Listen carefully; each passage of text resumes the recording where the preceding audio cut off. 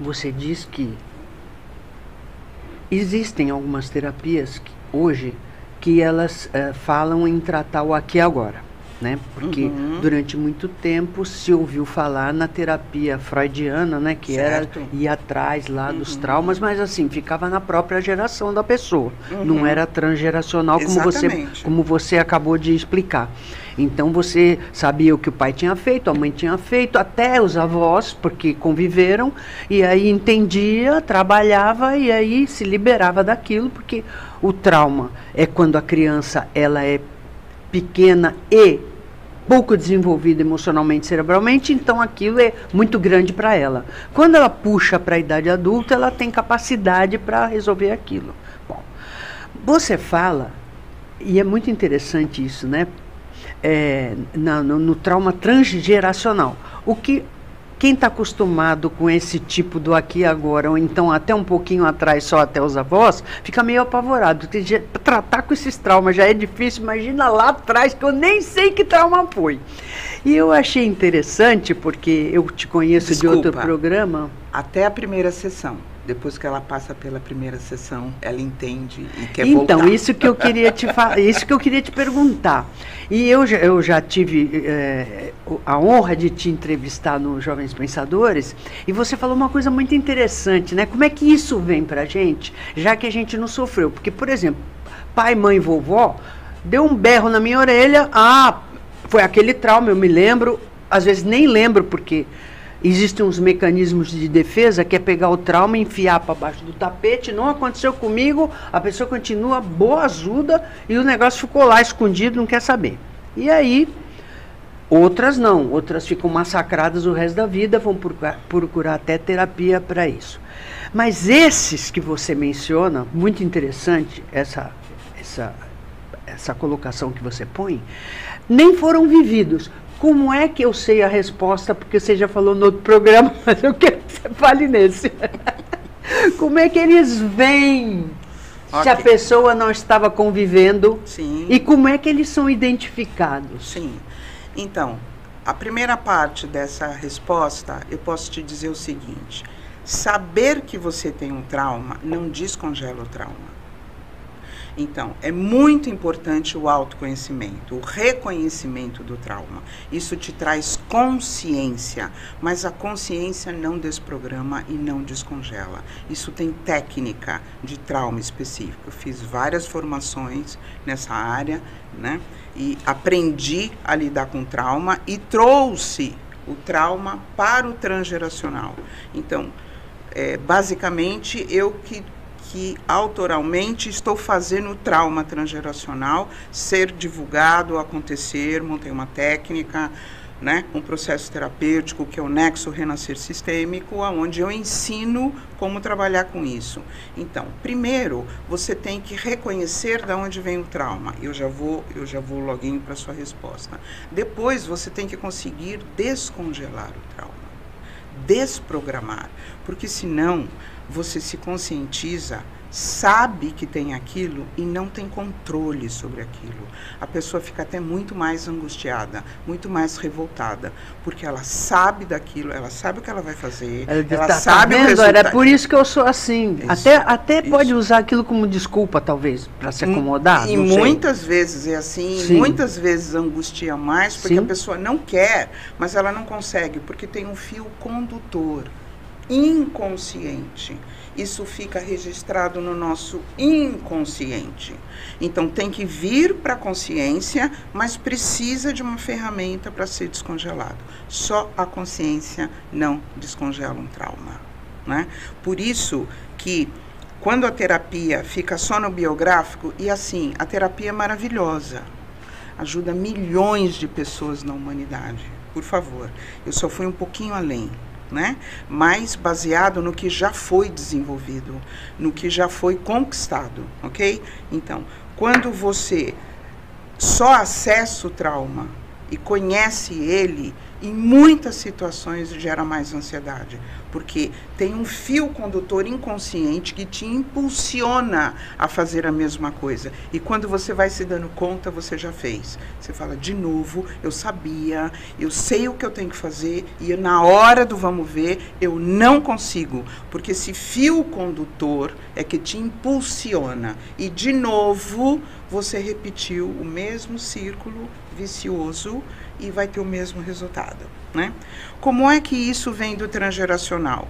Por exemplo, em 1888, acabou a escravidão, buscaram europeus e asiáticos para mão de obra no Brasil.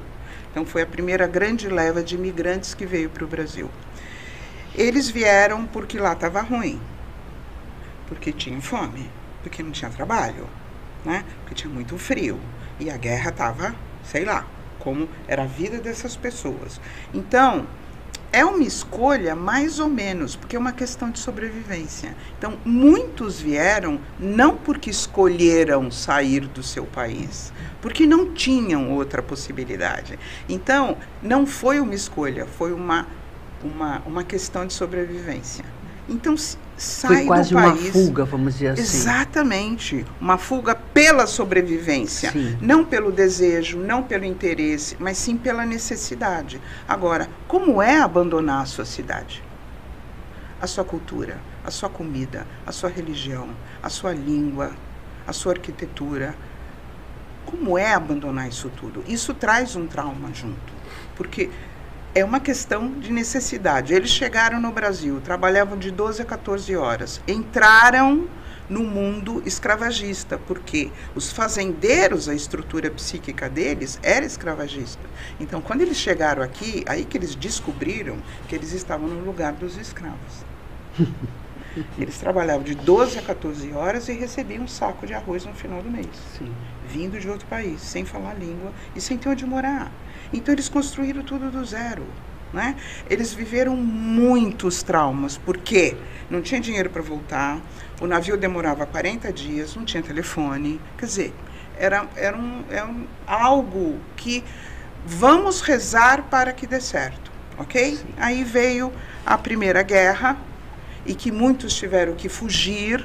Então, vieram os de fuga de morte, vieram os de guerra e de perseguição política e religiosa. Então, é uma outra camada de trauma dos nossos bisavós e avós.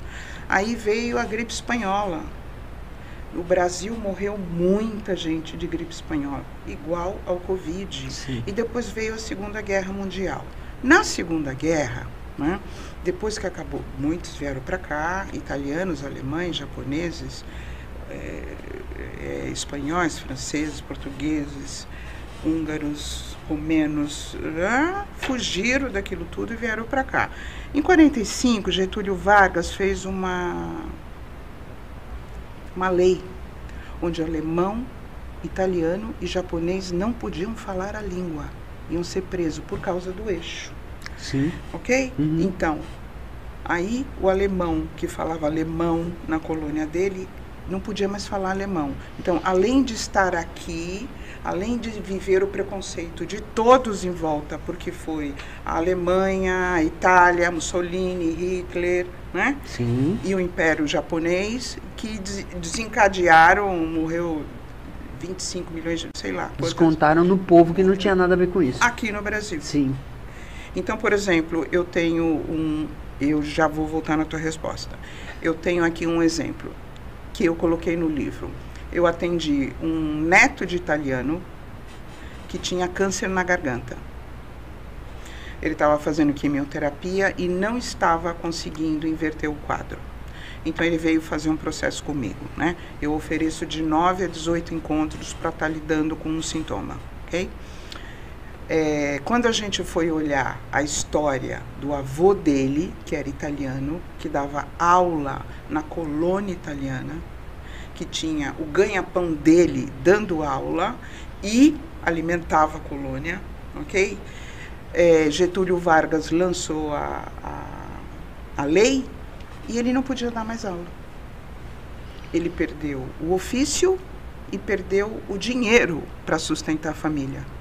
E eles não podiam mais falar italiano, em nenhum lugar, eles eram presos.